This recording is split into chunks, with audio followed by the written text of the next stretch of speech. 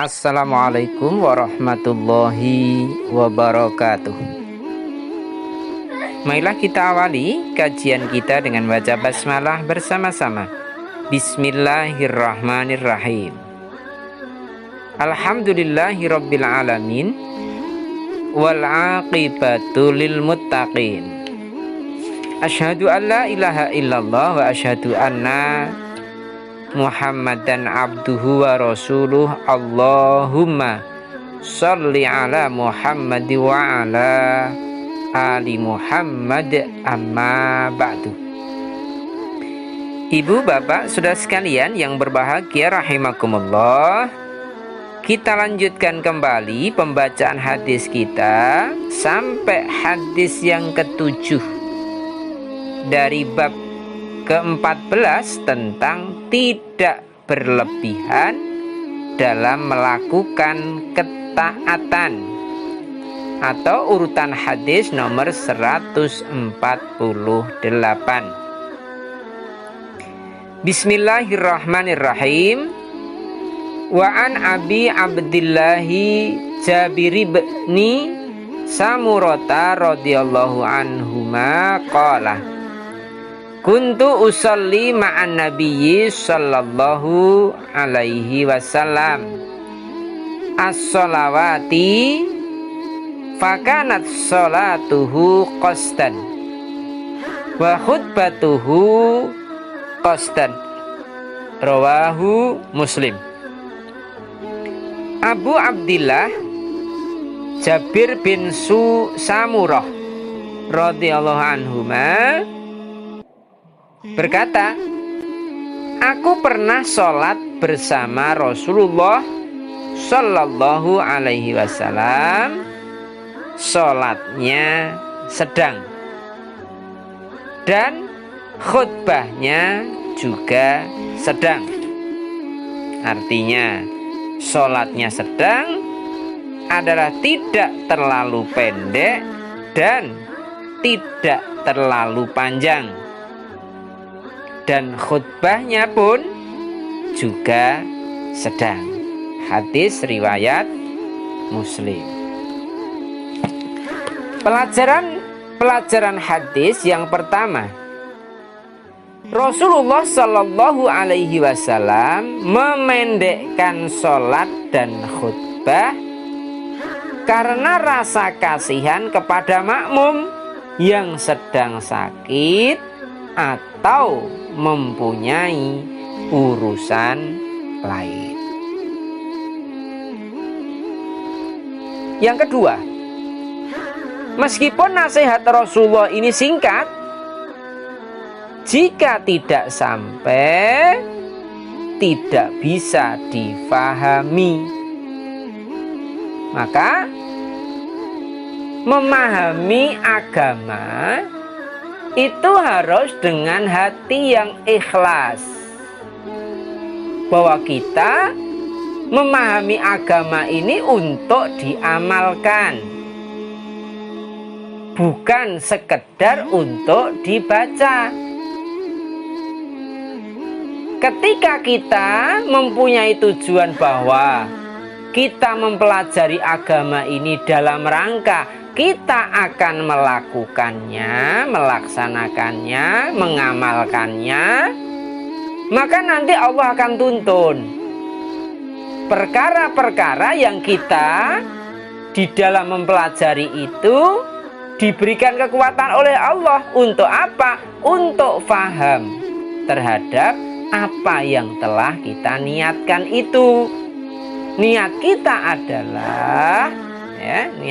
adalah bagaimana kita memahami ajaran agama untuk kita laksanakan, untuk kita amalkan. Maka bukan masalah pendek atau panjang, singkat ataupun panjangnya ajaran yang disampaikan oleh Rasulullah, namun apa-apa yang telah kita niatkan bahwa kita akan mengamalkan dari pelajaran-pelajaran, contoh-contoh, teladan yang diberikan oleh Rasulullah Sallallahu alaihi wasallam, agar kita bisa mengikuti, maka nanti Allah lah yang akan menuntun kita untuk bisa menjalankan apa-apa yang telah kita niatkan secara tulus dan ikhlas.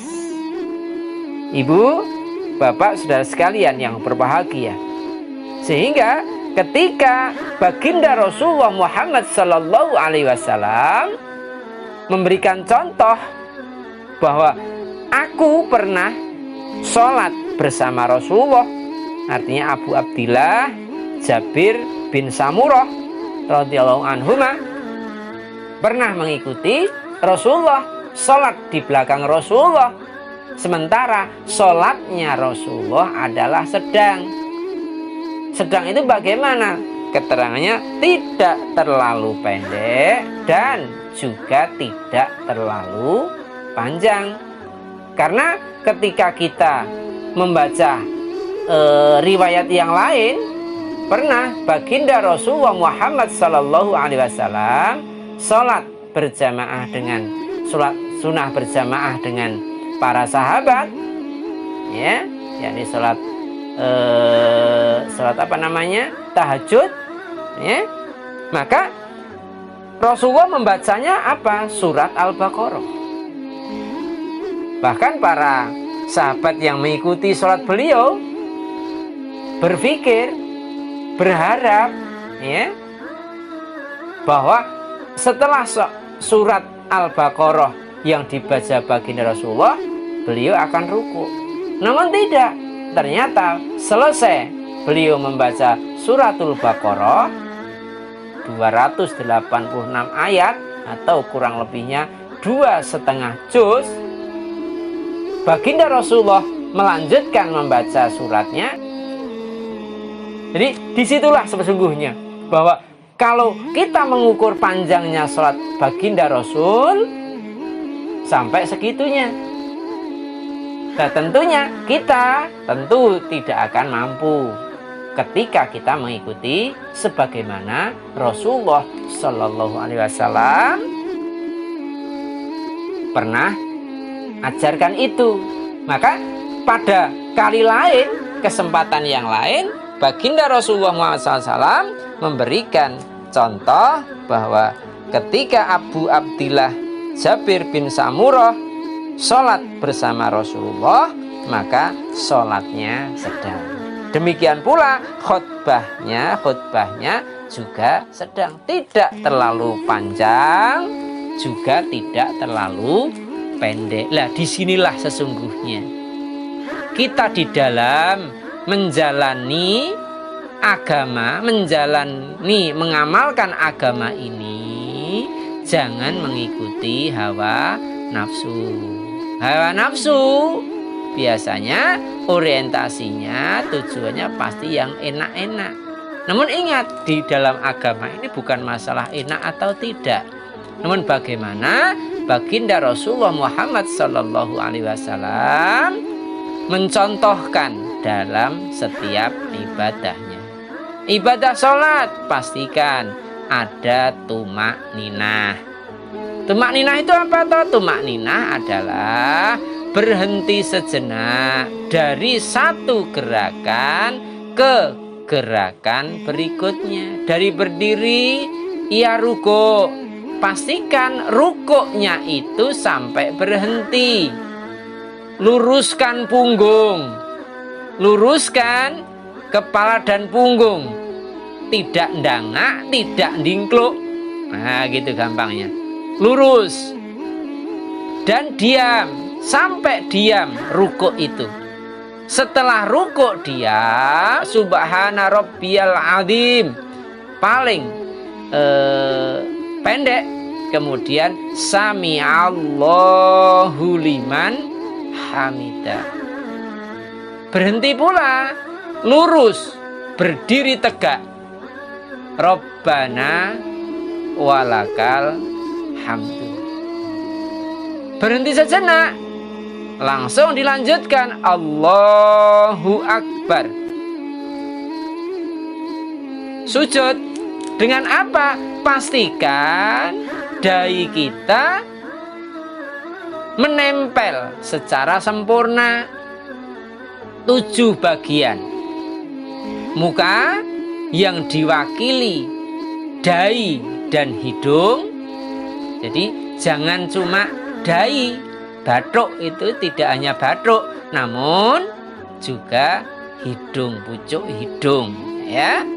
Kemudian satu anggota itu muka. Kemudian yang kedua adalah tangan, telapak tangan, 2 telapak tangan.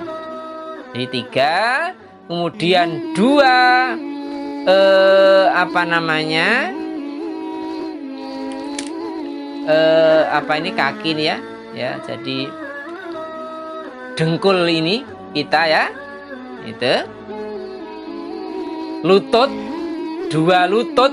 Jadi 5. Kemudian 2 ujung jari kaki.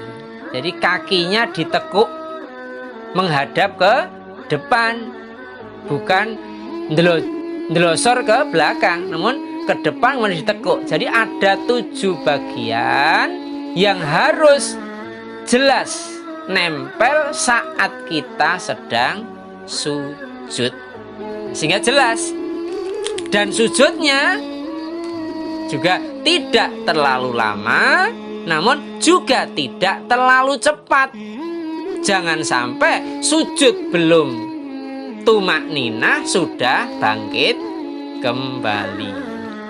Ibu, bapak, saudara sekalian yang berbahagia, sehingga ketika kita mau mengikuti contoh dari baginda Rasul, tentu mau tidak mau kita harus mengerti. Lah, salah satu upaya kita untuk bisa mengerti, maka inilah sarana kita yang kita gunakan, yakni saya membacakan hadis dari kitab Riyadhus Shalihin ini. Harapannya apa? Kita sama-sama mengetahui. Selanjutnya kita mengamalkan. Kemudian pelajaran yang ketiga, kita diperintahkan agar tidak berlebihan dalam segala hal. Semoga kita bisa melakukannya dengan lebih baik. Kita akhiri, subhanakallahumma wa bihamdika asyhadu alla ilaha illa anta astaghfiruka wa atubu ilaik. Alhamdulillahirabbil alamin. Assalamualaikum warahmatullahi wabarakatuh.